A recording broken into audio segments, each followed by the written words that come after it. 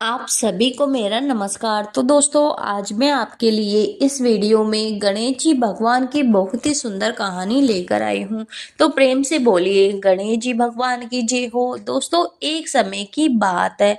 एक नगर में एक राजा रहता था। उसकी दो रानियां थी।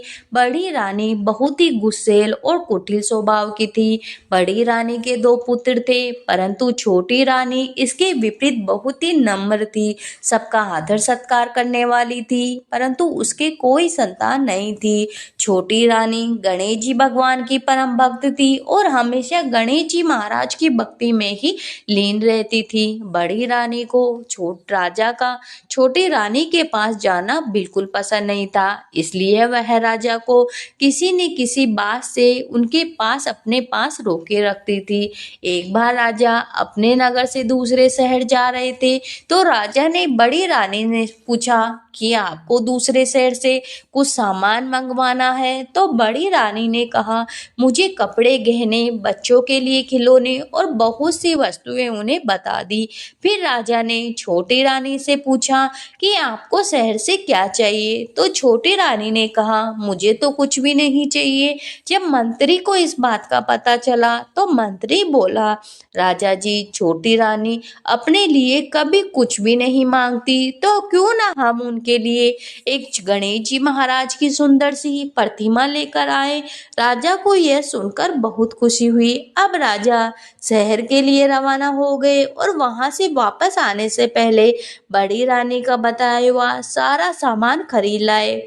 रास्ते में वापस आते हुए उन्होंने मंत्री से कहा, वह छोटी रानी के लिए प्रतिमा लाना तो भूल ही गए।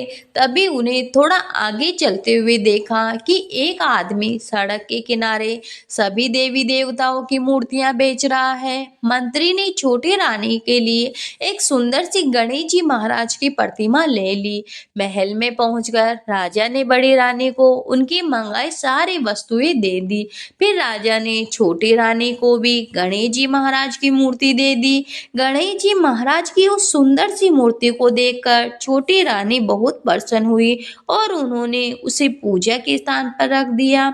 उस प्रतिमा के महल में आते ही राजा को शुभ समाचार मिलने लगे। राजा के पड़ोसी राज्य से चल रही बहुत समय की लड़ाई में राजा की जीत हुई।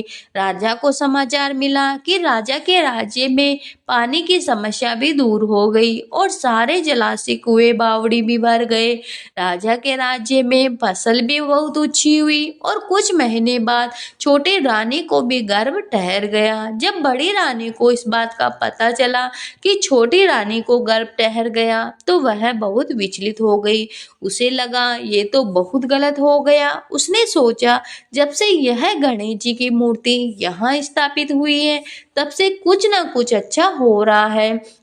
तब बड़ी रानी ने अपनी दासियों से गणेश जी महाराज की उस मूर्ति को चुराने के लिए कहा और बड़ी रानी ने उस प्रतिमा को महल की कुएं में डाल दिया।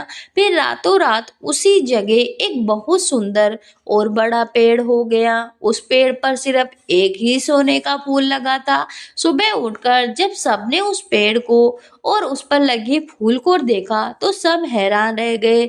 सब उस फूल को लेना चाह रहे थे, पर वह फूल किसी के हाथ में नहीं आया। बड़ी रानी भी वहां आई, राजा भी आए, फूल फिर भी किसी के हाथ में नहीं आया। फिर अपनी छोटी रानी को बुलाने को कहा। छोटी रानी को भी वहां बुलाया गया। छोटी रानी ने वहां आते ही उन्होंने अपनी झोली फैलाई और फिर अपने आप ही छोटी रानी की झोली में फूल आ गिरा और गणेश जी महाराज की मूर्ति में बदल गया।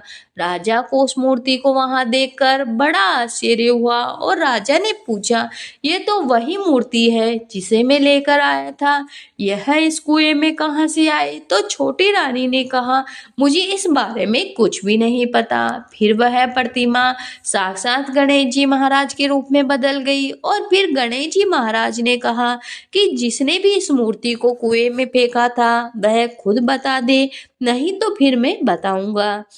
बड़ी रानी को अपने ऊपर शर्म आ रही थी, पर फिर भी वह कुछ नहीं बोल पाए। फिर गणेश जी महाराज की कृपा से उस कुएं में पानी में सभी को वह दृश्य दिखाई दिया कि कैसे मूर्ति चुराकर कुएं में फेंकी गई। इसके बाद राजा ने बड़ी रानी को दंड के स्वरूप नगर के बाहर पुराने किले में रहने का आदेश दिया। फिर गणेश जी भगवान फिर से मूर्ति में बदल गए। फिर राजा ने महल के अंदर एक भव्य मंदिर बनाकर उस मूर्ति को पूरे विधि विधान के साथ स्थापित करवाया। छोटी रानी ने 9 महीने बाद एक सुंदर से पुत्र को जन्म दिया। उसके बाद सारा नगर गणेश जी महाराज का व्रत करने लगा।